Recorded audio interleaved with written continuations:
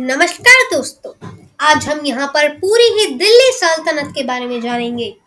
मोहम्मद गौरी से लेकर के गुलाम वंश तक, खिलजी वंश से तुगलक वंश तक और लोधी वंश तक भी। यानी कि आज हम पूरी ही दिल्ली सल्तनत को कवर करने वाले हैं। तो फिर अब हम स्टार्ट करते हैं और देखते हैं कि दिल्ली सल्तनत शुरू कैसे हुई थी। तो यहाँ पर जो ये दिल्ली सल्तनत स्टार्ट हुई थी वो हुई थी मोहम्मद गौरी से। मोहम्मद गौरी और पृथ्वीराज चौहान के बीच में जंग शुरू हुई ना 1191 में, जिसे हम प्रथम तराइन युद्ध के नाम से जानते हैं, जिसमें पृथ्वीराज चौहान विजयी रहे और उन्होंने लेकिन तब भी मोहम्मद गौरी को जाने दिया। फिर मोहम्मद गौरी ने फिर से यहाँ पर हमला बोला, जिसे हम द्वितीय तराइन युद्ध के नाम से जानते हैं, और ये सिर्फ एक साल बाद यानी कि 1192 में ही बोला था, जिसमें मोहम्मद गौरी जीत जाते हैं और यहाँ पर कब्जा कर लेते हैं। लेकिन मोहम्मद गौरी की जब मृत्यु होती है तो वहां से स्टार्ट होता है दिल्ली सल्तनत। यहाँ पर ये स्टार्ट होता है गुलाम वंश से, क्योंकि जो मोहम्मद गौरी थे उनकी जो डेथ थी उसके बाद इनके सेनापति कुतुबुद्दीन ऐबक बने थे सम्राट, इसीलिए गुलाम वंश यहाँ पर स्थापित होता है। कुतुबुद्दीन ऐबक जब यहाँ पर शासक बनते हैं तो ये कई काम कराते हैं, जैसे कि कुतुब मीनार ये बनाना स्टार्ट करवाते हैं। इसके अलावा ये 2.5 दिन का झोपड़ा बनवाते हैं और दिल्ली में प्रथम मस्जिद कुवत उल इस्लाम का भी निर्माण कराते हैं। लेकिन पोलो यानी कि चौगान खेलते हुए घोड़े से गिर जाते हैं और घायल हो जाते हैं और इसके बाद इनकी मौत हो जाती है। इस समय तक जो ये था हमारा कुतुब मीनार, उसका कंस्ट्रक्शन कंप्लीट नहीं हुआ था। तो फिर उनका बेटा गद्दी पर आता है, इल्तुतमिश। इल्तुतमिश यहाँ पर आकर उसका काम पूरा करवाता है। साथ ही में ये एक और जो काम कराता है वो ये था, वो शुरू करवाता है चांदी के सिक्के और कॉपर के सिक्के। इसके अलावा ये एक और चीज जो करता है वो तुर्कान ए चहलगानी सिस्टम था, जिसमें ये 40 लोगों का एक समूह बनाता था जो किसके वफादार दरबारी थे, जो कि यहाँ पर इल्तुतमिश को सलाह देते थे और भी उनके बहुत से काम थे। यहाँ पर इसने एक इक्ता सिस्टम भी स्टार्ट किया, जिसमें यहाँ पर ये सबसे ऊपर होता था और इसके नीचे कई लोग अलग अलग एरियाज पर राज करते थे, लेकिन इल्तुतमिश के अंडर ही। तो फिर इससे यहाँ पर इसको आसानी रही अपने एरिया पर राज करने के लिए। इसके बाद यहाँ पर आते हैं इनकी बेटी रजिया सुल्ताना। जब रजिया सुल्ताना यहाँ पर गद्दी पर आती हैं तो फिर ये अंतिम मुस्लिम और प्रथम महिला शासक रही दिल्ली की। और यहाँ पर एक और चीज, इनका जो शासनकाल था वो बहुत ही कम चला, सिर्फ 4 साल, क्योंकि उस समय भी जो लोग थे वो महिलाओं को अच्छा नहीं समझते थे, उन्हें बड़े पद पे नहीं चाहते थे। वो चाहते थे कि उनका बहुत ही छोटा पद हो, इसीलिए रजिया सुल्ताना को हटा दिया जाता है और उनके भाई गद्दी पर बैठते हैं। यहाँ पर फिर कुछ कमजोर शासक आते हैं और फिर आते हैं गयासुद्दीन बलबन।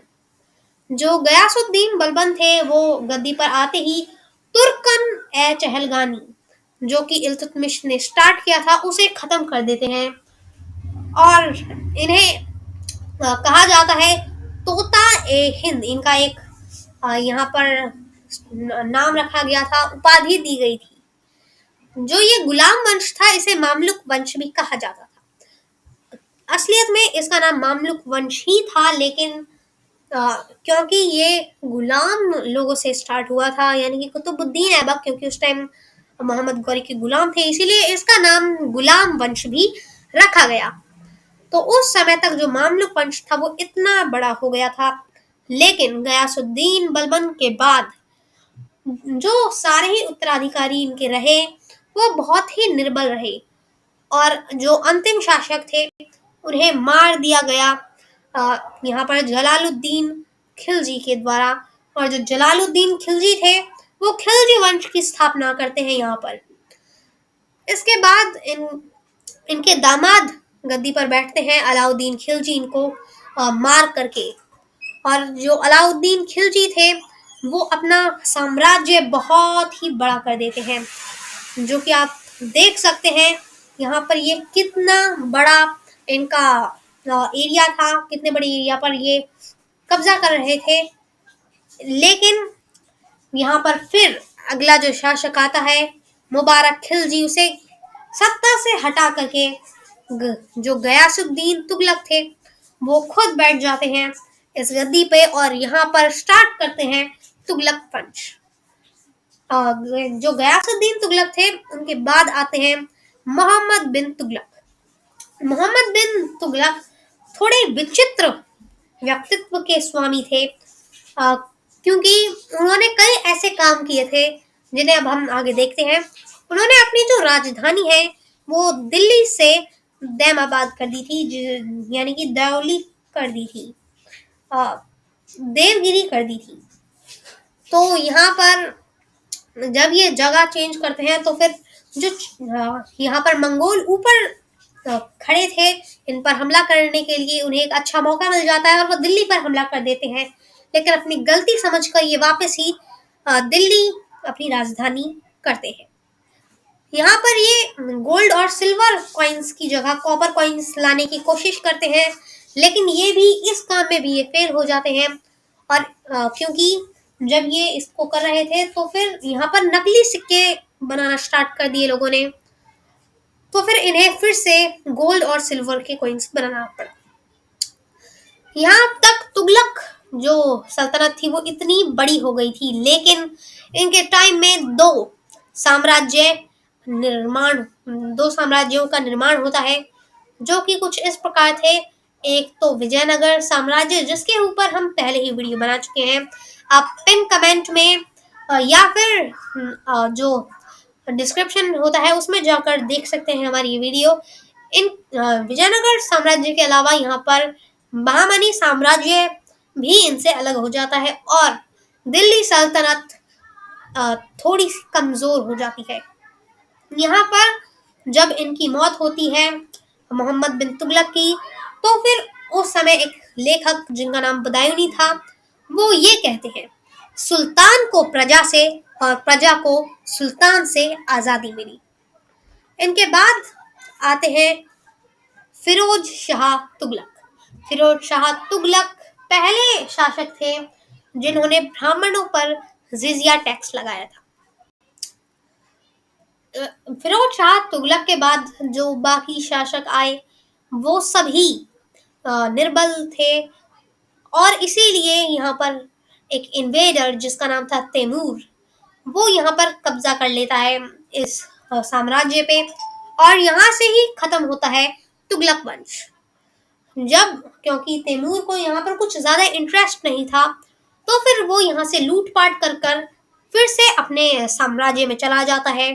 और यहाँ पर एक इंसान जो कि था खिज्र खान, वो स्टार्ट करता है सैयद डायनेस्टी। इसके बाद खिज्र खान के बाद सैयद डायनेस्टी भी गिर जाती है, और यहाँ पर स्टार्ट होती है लोधी डायनेस्टी, जिसे स्टार्ट करते हैं बहलूल लोधी। बहलूल लोधी के बाद सिकंदर लोधी यहाँ पर गद्दी पर बैठते हैं, और सिकंदर लोधी सबसे ज्यादा ताकतवर राजा माने जाते हैं लोधी वंश के। ये अपनी राजधानी आगरा को बनाते हैं, जिसका निर्माण इन्होंने खुद नहीं करवाया था। इस समय तक यहाँ ताजमहल नहीं बना था, ये मुगलों के समय में ताजमहल बना था।